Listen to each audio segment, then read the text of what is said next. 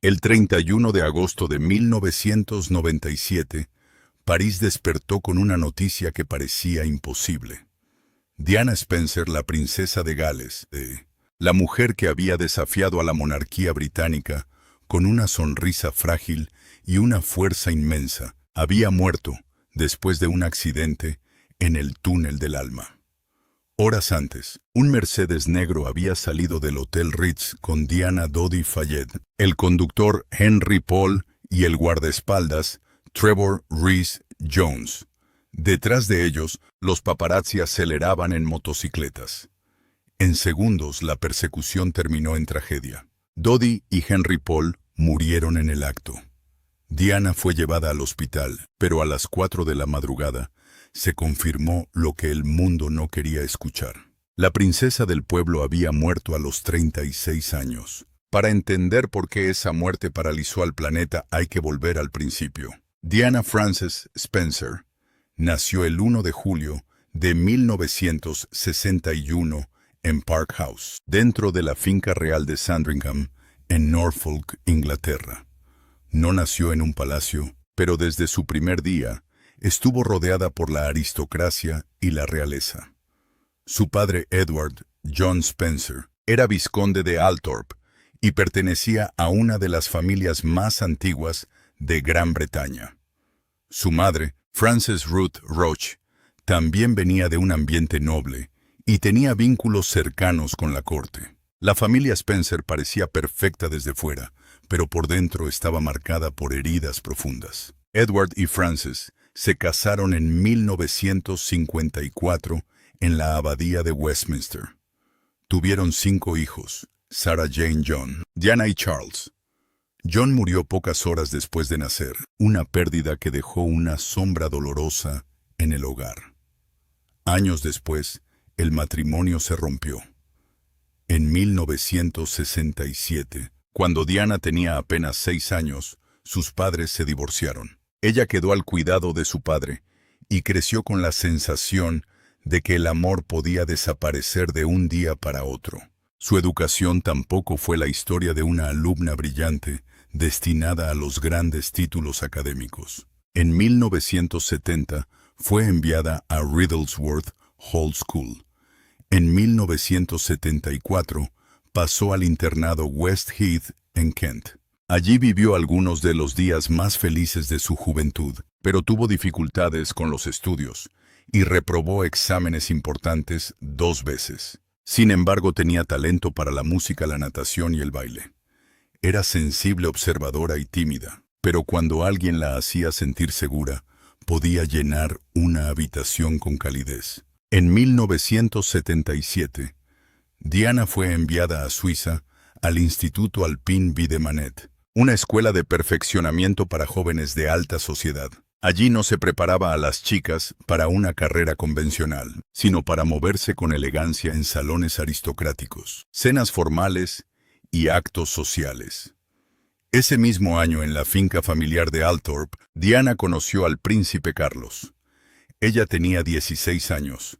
Él era el heredero al trono británico, y en ese momento salía con Sarah, la hermana mayor de Diana. Para Carlos, Diana parecía alegre, divertida y encantadora. Para Diana, Carlos era una figura distante, casi irreal, un hombre situado en el centro del poder. Lo que ella todavía no sabía era que su historia con él nacería bajo una sombra que nunca se apartaría del todo. Esa sombra se llamaba Camilla Parker Bowles. Camilla ya estaba casada, pero su conexión con Carlos seguía viva. La familia real no la veía como la esposa ideal para el heredero, pero entre ellos existía una complicidad que el tiempo no había destruido. Después de dejar la escuela en 1978, Diana vivió una etapa breve de libertad. Trabajó como niñera, instructora de baile, limpiadora, anfitriona de fiestas y asistente de maestra en la Young England School en Pimlico. A los 18 años, su madre le compró un piso en Colerne Court, en Londres, donde vivió con 3 amigas. Allí pudo probar una vida casi normal. Iba al trabajo, salía con sus compañeras y disfrutaba de una independencia que pronto perdería para siempre. En noviembre de 1978, fue invitada al cumpleaños número 30 del príncipe Carlos en el Palacio de Buckingham. No se intimidó.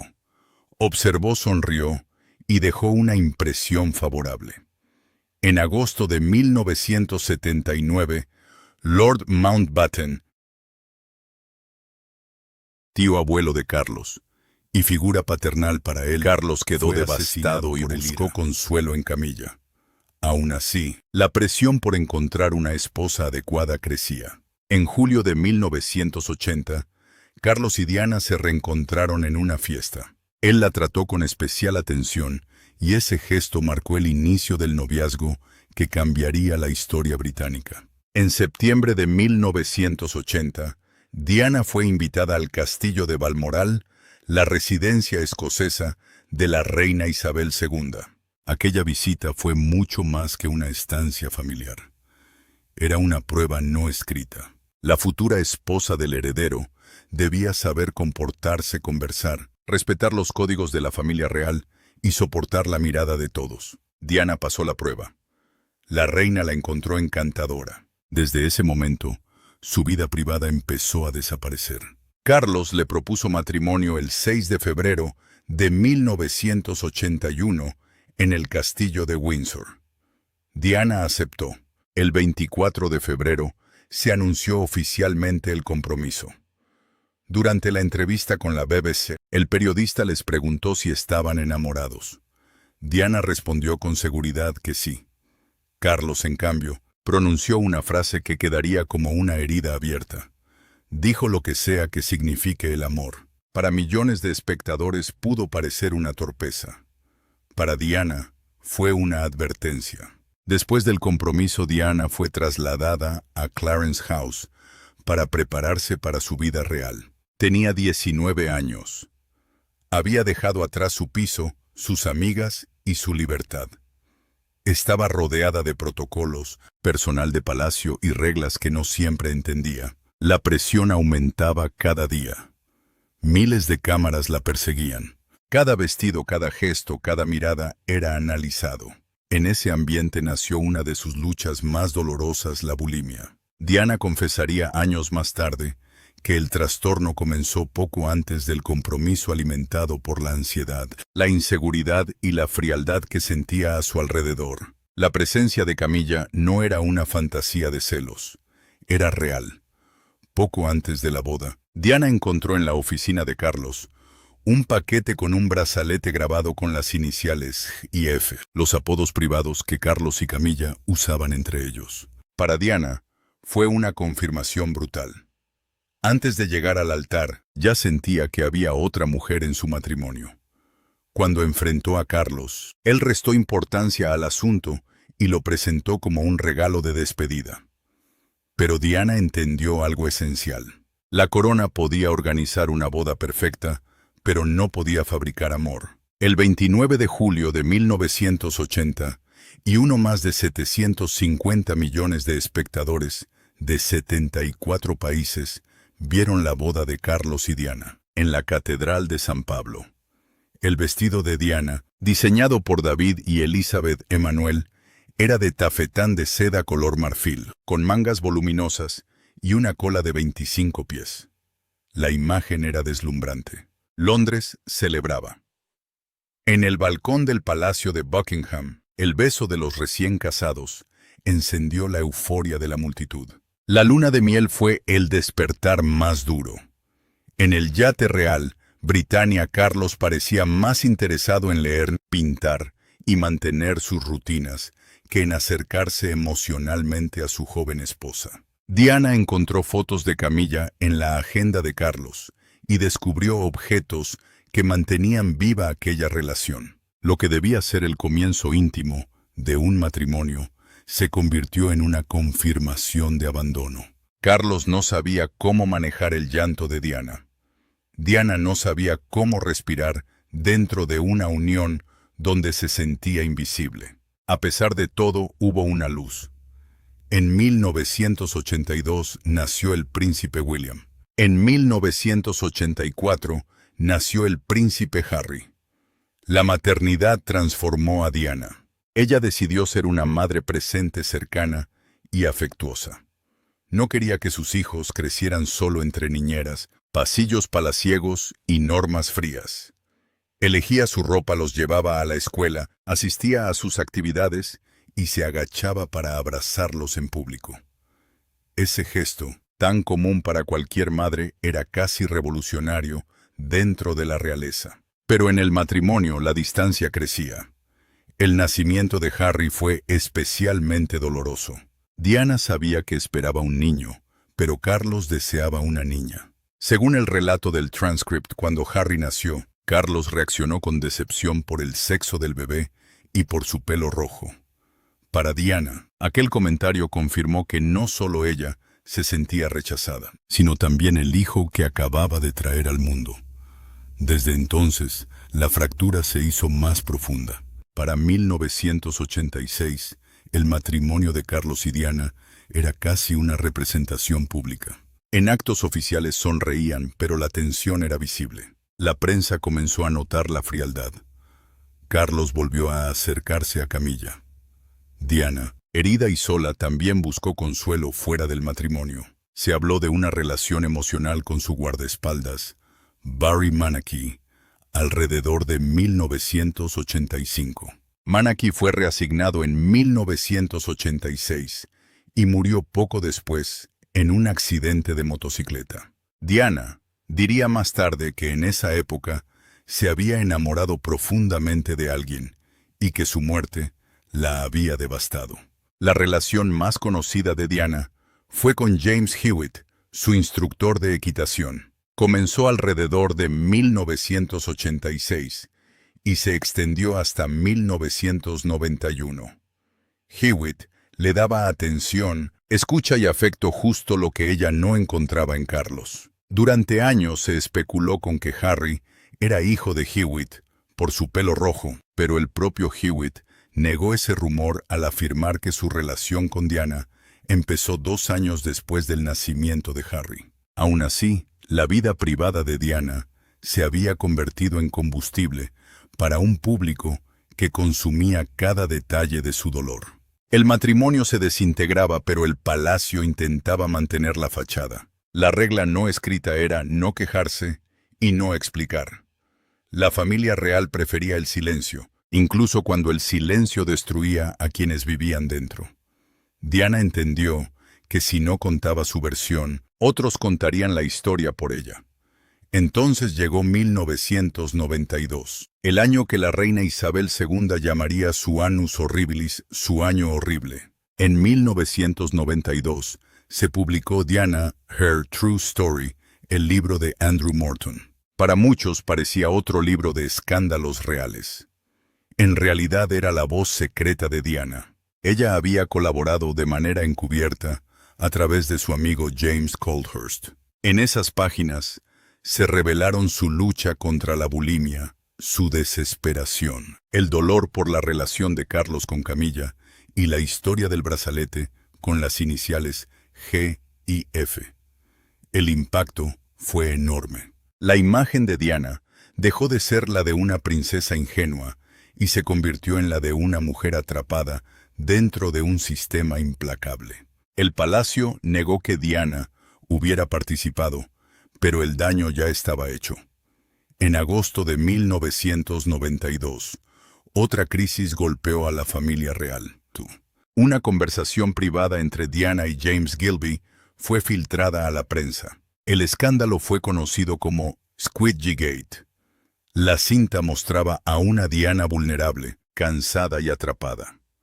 No probaba todo lo que la prensa insinuaba, pero sí dejaba claro que su matrimonio era una cárcel emocional. En noviembre de 1992, Carlos y Diana viajaron a Corea del Sur en un intento de mostrar unidad. Fue un desastre de imagen. Las fotografías mostraban a 2 personas incómodas, distantes y tristes. La prensa los llamó los glooms, los tristes. El cuento de hadas ya no podía sostenerse. En diciembre de 1992, el primer ministro John Major anunció ante el Parlamento la separación oficial de Carlos y Diana. La monarquía intentó decir que no había una tercera persona involucrada, pero el mundo ya no lo creía. En enero de 1993 llegó otro golpe.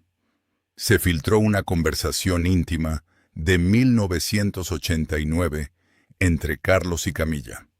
El escándalo, conocido como Camilla Gate, dañó gravemente la imagen del príncipe. Confirmaba ante la opinión pública lo que Diana había sentido desde el principio. Camilla no era un fantasma, era una presencia constante. Para Diana, aquel momento tuvo un sabor de victoria. Ella sabía que la batalla por la simpatía pública se inclinaba a su favor. Pero Diana no quería ser recordada solo por un matrimonio roto. En 1993 visitó un hospital para enfermos de lepra en Nepal. Allí se sentó con los pacientes y les estrechó la mano. En una época en que muchas enfermedades todavía cargaban con un estigma enorme, Diana usó su imagen para decirle al mundo que el miedo no podía ser más fuerte que la humanidad. La misma lógica la había guiado antes, cuando visitó a personas con SIDA y las tocó sin guantes, rompiendo prejuicios con un gesto. En diciembre de 1993, agotada por el asedio mediático, Diana anunció que se retiraba parcialmente de la vida pública. Dijo que necesitaba encontrar equilibrio entre sus deberes y su privacidad, pero la prensa nunca dejó de perseguirla. Cada paso suyo era noticia, cada vestido era interpretado, cada mirada era convertida en mensaje. El 29 de junio de 1994, Carlos intentó recuperar el control de su imagen en una entrevista con Jonathan Dimbleby. Admitió que había sido infiel a Diana, aunque dijo que solo ocurrió cuando el matrimonio ya estaba irremediablemente roto. Para el público, la confesión fue impactante. Para Diana fue una oportunidad. Esa misma noche, asistió a una cena en la Serpentine Gallery de Londres con un vestido negro de Christina Stambolian ajustado, elegante y audaz. La prensa lo llamó el vestido de la venganza. La ruptura definitiva llegó en noviembre de 1995. Diana concedió una entrevista a la BBC vista por más de 20 millones de personas. Habló de su bulimia, de sus heridas, de la relación de Carlos con Camilla y de su propia relación con James Hewitt, cuando dijo que eran 3 en ese matrimonio y que eso era una multitud.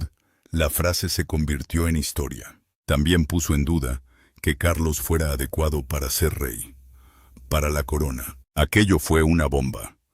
Para millones de personas, fue la confesión de una mujer que por fin decía en voz alta lo que había soportado en silencio. La reina Isabel II, cansada de la guerra pública, escribió a Carlos y Diana pidiéndoles que se divorciaran. En agosto de 1996, el divorcio quedó cerrado. Diana recibió 17 millones de libras y una pensión anual. Conservó el título de princesa de Gales, pero perdió el tratamiento de Su Alteza Real. La decisión fue vista por muchos como una forma de castigo. Sin embargo, Diana ya no estaba atada al mismo nivel de control. Había perdido una posición, pero había ganado una libertad nueva. A partir de entonces, su vida tomó una dirección más clara. Diana se concentró en causas humanitarias. En enero de 1997 viajó a Angola como patrona del Halo Trust. Las imágenes de ella, caminando por un campo de minas con chaleco antibalas y casco, recorrieron el mundo. No era una visita protocolaria. Era una denuncia visual contra las minas antipersona, armas que seguían matando y mutilando civiles, especialmente niños, mucho después de terminadas las guerras. Sin embargo, su vida personal seguía bajo vigilancia extrema. Después del divorcio, se la relacionó con personas influyentes y cercanas al mundo de la cultura, como Elton John y Gianni Versace. También tuvo una relación importante con el cirujano pakistaní Hasnat Khan, a quien describió como el amor de su vida. Pero la presión de los medios pesaba demasiado. Hasnat Khan no podía soportar el acoso constante. La relación terminó. Poco después, Diana comenzó a salir con Dodi Fayed, hijo de Mohammed Al-Fayed, dueño de los almacenes Harrods. En el verano de 1997, Diana y sus hijos pasaron vacaciones en el sur de Francia, invitados por la familia Fayed. Las fotografías de Diana y Dodi besándose se convirtieron en una bomba mediática. Los paparazzi redoblaron la persecución. Cada imagen podía valer una fortuna. Cada movimiento de Diana era una oportunidad para vender periódicos. El 30 de agosto de 1997, Diana y Dodi cenaron en el Hotel Ritz de París. El plan era evitar a los fotógrafos. Henry Paul, jefe adjunto de seguridad del hotel, condujo el Mercedes. Trevor Rhys-Jones iba como guardaespaldas. Al salir, los paparazzi los esperaban. El vehículo se internó en la ciudad y terminó en el túnel del alma. Allí ocurrió el accidente que cerró una vida y abrió una herida mundial. Dodi Fayed y Henry Paul murieron en el lugar. Trevor Rhys-Jones sobrevivió con heridas graves. Diana fue rescatada y trasladada al hospital, pero los médicos no pudieron salvarla. A las 4 de la madrugada del 31 de agosto de 1997 se anunció su muerte. Tenía 36 años. En pocas horas, flores, cartas y lágrimas comenzaron a multiplicarse en Londres, París y muchas ciudades del mundo. La gente no lloraba solo a una princesa. Lloraba a una mujer que había mostrado su dolor ante todos, y aún así había elegido ayudar a los demás. Las teorías de conspiración aparecieron casi de inmediato. Mohammed Al-Fayed sostuvo durante años que el MI6 británico había organizado el accidente. También circularon rumores sobre un posible embarazo de Diana. Sin embargo, la investigación oficial de la Policía Metropolitana de Londres, conocida como Operation Paget, concluyó que Diana y Dodi murieron por un homicidio ilegal causado por negligencia grave. Según la investigación, Henry Paul estaba bajo los efectos del alcohol y medicamentos, conducía de forma imprudente y la persecución de los paparazzi contribuyó al desastre. La investigación también descartó el rumor del embarazo. El 6 de septiembre de 1997, más de 1 millón de personas salieron a las calles de Londres para despedir a Diana. Se estima que alrededor de 2.500 millones de personas vieron el funeral por televisión. Fue uno de los momentos más poderosos del siglo XX. El pueblo exigía emoción. La reina Isabel II, que al principio se había mantenido en Balmoral, tuvo que responder a una presión pública inmensa. La bandera fue bajada a media asta y la monarca apareció para rendir homenaje a la mujer que había cambiado la relación entre la corona y la gente. Diana dejó un legado complejo. Para algunos fue una figura que rompió reglas y expuso heridas privadas que la monarquía quería mantener ocultas. Para otros, fue una mujer valiente que obligó a una institución fría a mirar el dolor humano. Lo indiscutible es que después de Diana, la realeza nunca volvió a ser igual. Su forma de abrazar a sus hijos, de tocar a los enfermos, de caminar entre víctimas y de hablar con vulnerabilidad, cambió lo que el público esperaba de una figura real. Su historia también siguió proyectando sombra sobre la siguiente generación. El 9 de abril de 2005, Carlos se casó con Camilla en una ceremonia civil. En 2022, la reina Isabel II anunció que Camilla sería conocida como reina consorte cuando Carlos subiera al trono. Tras la muerte de la reina en septiembre de 2022, Carlos se convirtió en rey. En 2023 fue coronado y el príncipe William quedó como heredero. Catherine asumió el título de princesa de Gales, el mismo que había llevado Diana. La vida de Diana empezó como un cuento de hadas diseñado para televisión y terminó como una tragedia moderna. Pero entre esos dos extremos hubo algo más profundo. Hubo una mujer que aprendió a sobrevivir bajo una mirada implacable, una madre que quiso dar a sus hijos el cariño que ella sintió que le faltó. Una activista que entendió que la fama podía usarse no solo para brillar, sino para iluminar el sufrimiento de otros. Y una princesa que descubrió que la compasión podía... La princesa del pueblo murió en París, pero su historia no terminó en aquel túnel. Su vida obligó al mundo a preguntarse, ¿qué precio tiene la fama? ¿Cuánto puede soportar una persona detrás de una sonrisa? ¿Y qué ocurre cuando una institución antigua se enfrenta a una mujer que no puede dejar de sentir? Diana fue un espejo incómodo para la monarquía y un refugio emocional para millones. El cuento de hadas se desvaneció, pero la princesa de los corazones quedó para siempre.